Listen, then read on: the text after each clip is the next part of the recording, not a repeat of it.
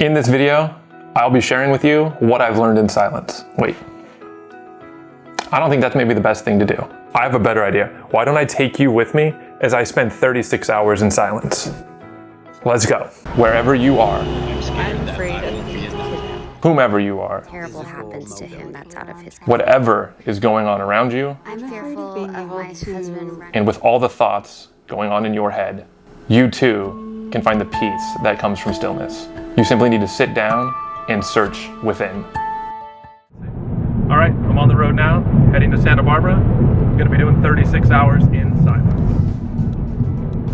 Just checked in, got all situated. This is where I will be spending the next 36 hours in silence. So for those of you who are keeping track, my intention is to go into silence at 9 p.m. tonight, and in 2 days, come out of silence. Over the next 36 hours, I take my stillness really seriously, and so with that, I do not read, I don't write, I don't listen to music, don't watch TV, really don't do anything but just be present and be still and harmonize to the frequency of the environment around me. So with that, it's always been super beneficial for me, and levels of clarity come that I believe you can only achieve through that deep search for stillness. So what this video will look like tomorrow or over the next 36 hours, I will do my best to make it entertaining, take you along, and that way if you have a desire or a thought or interest in spending some time in silence, maybe this will help you take that first step. Because I know for me, my first time in prolonged silence was a bit frightening. I started with the 5 days in silence. I say a week, but it was 5 business days. And that was a great experience for me. As you can tell, I do prolonged silence now and made it part of my practice. So there is benefits to it, but I know that first time, the idea of stepping out and not answering emails, turning off your phone and everything else for a prolonged time can seem impossible. Like it's something you just can't do. You're too busy, there's too many people, too many demands. And the first time I ever spent significant time in silence, I had all those feelings as well. Every day I thought somebody was gonna absolutely need me, felt that pressure that I was putting on myself. Now, after multiple times in silence, I can say that I don't have that anxiety, which is great, but you still don't know what's gonna come up as you sit in silence. So we'll see what happens. My plan is to speak my first words into the camera, so I will be sharing those directly with you and any insights that I get. So super excited to see what happens and go into silence shortly.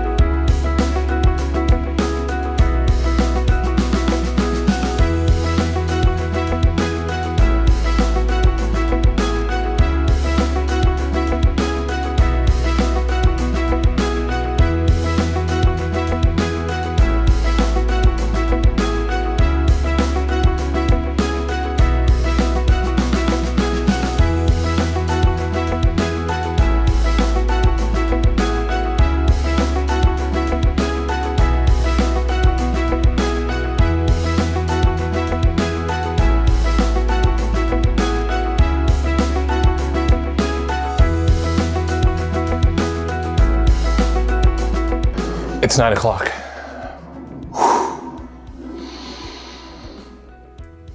Man, that was a long 36 hours.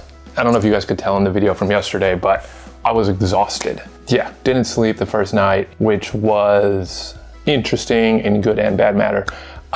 Good side, I was in a much calmer place because I was exhausted all day yesterday. I felt that I jumped into the rhythm around me a little faster, which is good. It didn't take me that long to like set in, but it did make for a very, very long day. So the interesting thing about being in silence is just because you're being silent doesn't mean everything around you is being silent. And for me, that house maybe was the loudest place I've ever tried to sleep. So it's kind of interesting, right? Like I'm sitting inside in silence, not speaking, not communicating, and around me is just the loudest thing I've ever experienced. Granted, I will say when you are silent, other sounds seem louder. And I talk about that in my video on my 5 days in silence or week in silence, the things that bothered me then. But sticking to this trip, you could hear animals walking on the roof, on the skylights, running around, birds. Literally, there was not 1 second of peace and quiet the whole time I was there.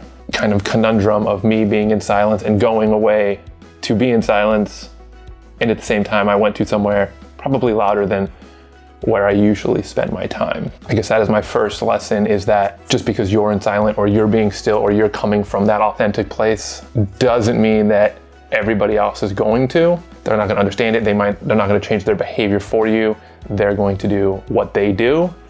And you need to be able to accept that, understand that's what's gonna happen, and move forward in the best way possible for you. For me, a lot of times, right, when we commit to something, we want it to be the way we expected it.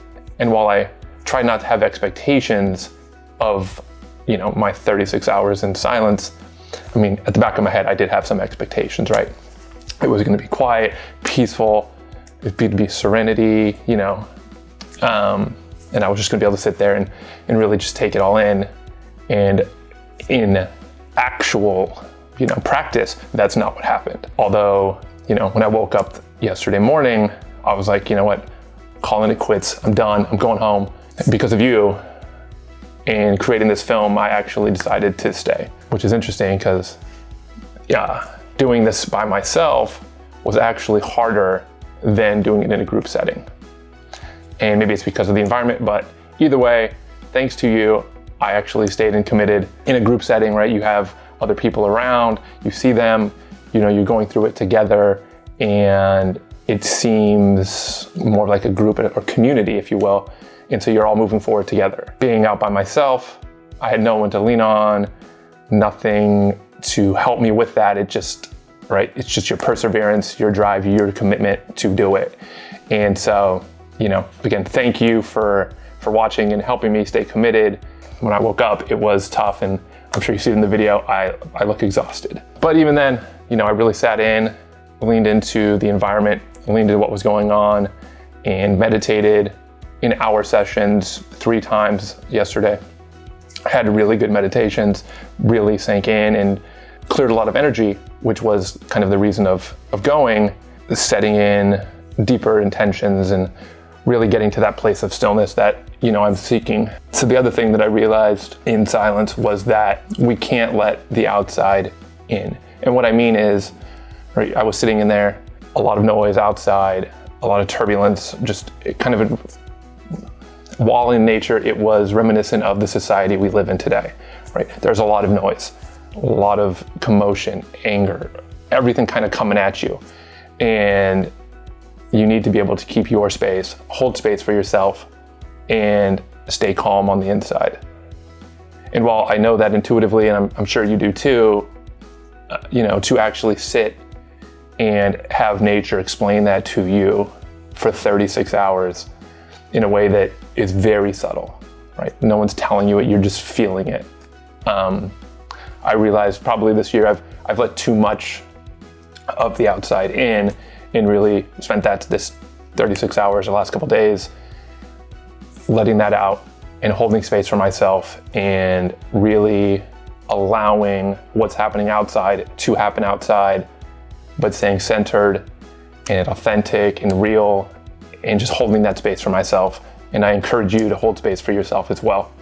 So maybe if you hold space for yourself or you're working on that, hit the like button, let me know. One of the other lessons that I learned in this past 36 hours is that although things maybe look good on the outside, you never know what's actually occurring on the inside, whether it be people, places, things, right? Everybody puts up this facade of this is perfect or things are great, but at the end of the day, we don't know what's going on inside for those people. And so we really just need to hold grace for them and, give them the opportunity and space to deal with what they're doing and deal with what they're going through in a way that's productive for them. Support them if we can. Being ourselves and having space for ourselves allows us to hold space for those that need it. And so that was one of the other things that I thought was really impactful over the last few days. Additionally, now that I spent, again, 36 hours in silence with my longer meditations, I realized that I'd probably gotten out of the routine of prolonged, I don't even want to call it silence, but my meditations weren't flowing as well as they usually would have been. And so meditation is a practice that we do every day. And over this 36 hours, it was imprinted on me the importance of that. We don't understand what, necessarily is going on inside of our bodies or our mind all the time. It just kind of happens. And similar to cleaning a house or, just doing that upkeep, if you will, that daily practice of meditation is key to maintain, the skills and silence and stillness and space that we have for ourselves. And so with that meditation on a daily basis, we're just keeping up the good work we already have. A well-manicured lawn and garden only looks good when it's maintained. So we got to maintain ourselves inside and out just to make sure that we're maintaining and putting our best foot forward and really staying authentic and true to what we're doing and who we are. It's a long way of saying daily habits are key. And so, spending 36 hours a week in silence is no different than going to the gym once and saying, okay, I'm fit, right? We know that's not true.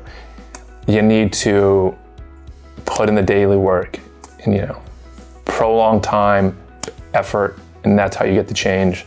And so while 36 hours was great to reset, those daily habits are going to be key for you too. So again, was reflected on me numerous times over the last 2 days. So I think that's all I got for right now. Just find your stillness, take your time.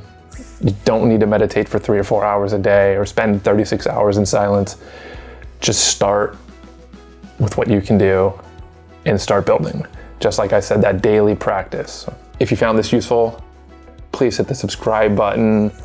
I know I have a series out on my week in silence. Make sure to check that out. And then I also have a video comparing the 1 day in silence to my week in silence. Be a little verse video, if you will. So 1 day in silence versus a week. And I'll be comparing kind of the experiences, what I've got, and just the different ways. And hopefully it'll help you on your journey. So look forward to seeing you on the next video and have a great day.